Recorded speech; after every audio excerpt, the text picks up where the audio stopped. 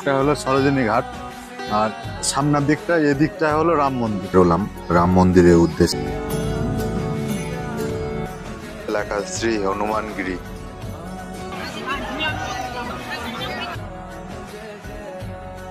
Hospital ইমার্জেন্সির জন্য।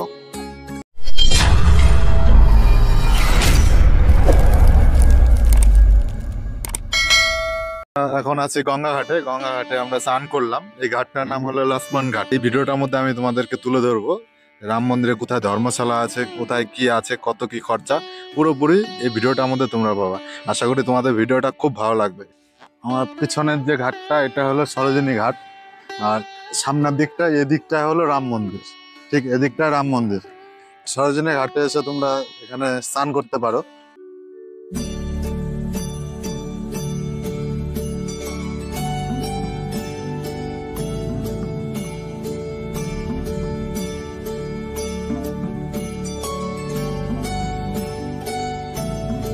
এখন স্নান করে বেরোলাম রাম মন্দিরের উদ্দেশ্যে। এই যে প্রভুর ভক্ত দেখতেই পাচ্ছ বসে আছে, আর এই যে রাস্তাটা দেখতে পাচ্ছ, এই রাস্তাটা লতা মঙ্গেশকর চক অব্দি যায়।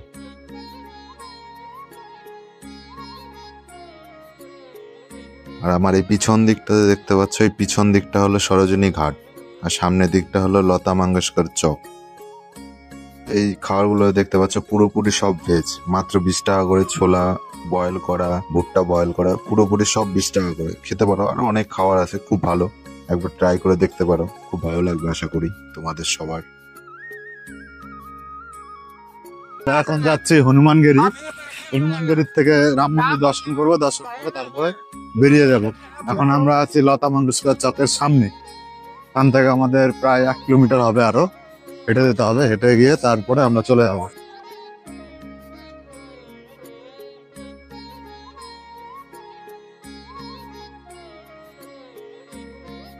এটা হলো লতা মঙ্গেশকর চক, দেখতে পাচ্ছ তোমরা। আর সবাই এখানে আছে। এদিকে হনুমানগিরি যাওয়ার রাস্তা।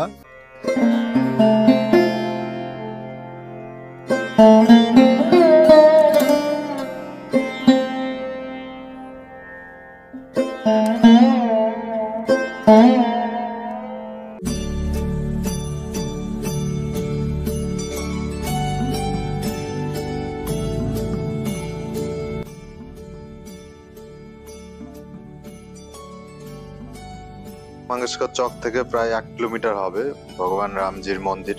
এই দেখছো ভিড় কেমন, প্রচন্ড ভিড়। তোমরা লতা মঙ্গেশকর চক থেকে সিটিও নিয়ে নিতে পারো। সিটি নিলে এখান থেকে 100 টাকার মতো পড়বে, কিন্তু আমরা সিটি নিয়ে আমরা পায়ে হেঁটেই যাচ্ছি। আর সামনের দিকে এই রাস্তাটা দিয়ে গেলে, সামনে গেলে হনুমানজির মন্দির, মানে ডান দিকে ঢুকতে হবে।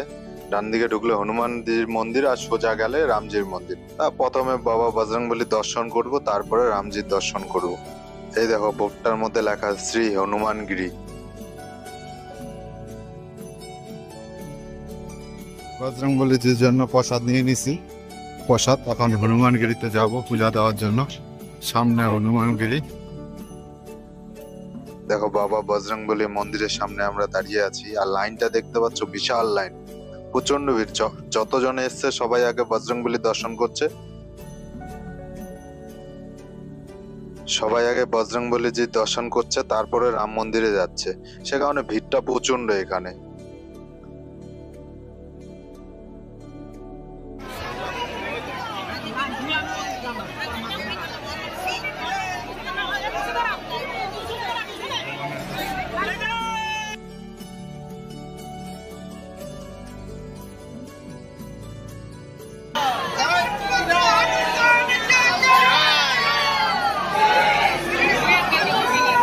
মন্দির থেকে বেরোনোর পরে দেখবে বাঁ দিক করে নিবে, বাঁদিকে দেখবে বাঁদিকে একটা রাস্তা আছে, সেই রাস্তাতে ঢুকে গেলে একদম রাম মন্দিরের গেটের সামনে চলে যাবে। এই দেখো আমরা রাম মন্দিরের একদম গেটের সামনে চলে এসেছি। এবার আমরা ভিতরে ঢুকবো, দিক দিয়ে প্রবেশ করব। দেখছি ভিতরে গেলে বুঝতে পারবো কি কি সিস্টেম আছে, কি কি অ্যালাউ আছে, কি কি অ্যালাউ নেই। মন্দিরে ঢোকার রাস্তা, গেট দিয়ে ঢুকতেছে।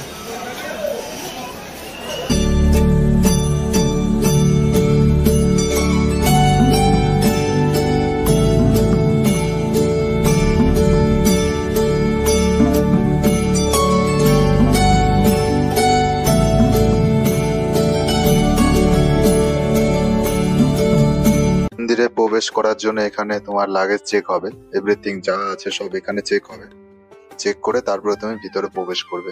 ভিতরে প্রবেশ করার পর তারপরে আবার তোমার চেক হবে, সেখানে তুমি কি কি নিয়ে ঢুকতে পারবে না, যেমন মোবাইল ফোন, জুতো, তোমার লাগেজ সব। ভালো লকার রুম আছে, সেখানে তুমি লকারে রেখে দিতে পারো। সেই টোকনটা নিয়ে তুমি মন্দিরে যাবে, মন্দির থেকে দর্শন করে এসে আসার সময় আবার সে লকার রুম থেকে তোমার জিনিসপত্র নিয়ে নিবে।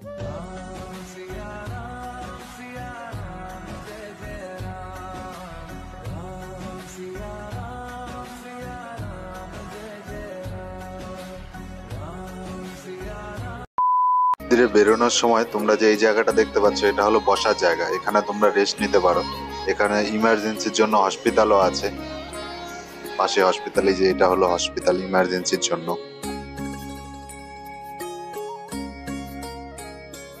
ভিডিওটা তোমাদের কেমন লাগলো আমাকে অবশ্যই কমেন্ট করে জানাবা। আশা করি তোমাদের ভালো লেগেছে। ছোট একটা ইনফরমেশন দেওয়ার চেষ্টা করলাম। Tata, bye bye. खत्म। Bye bye Tata.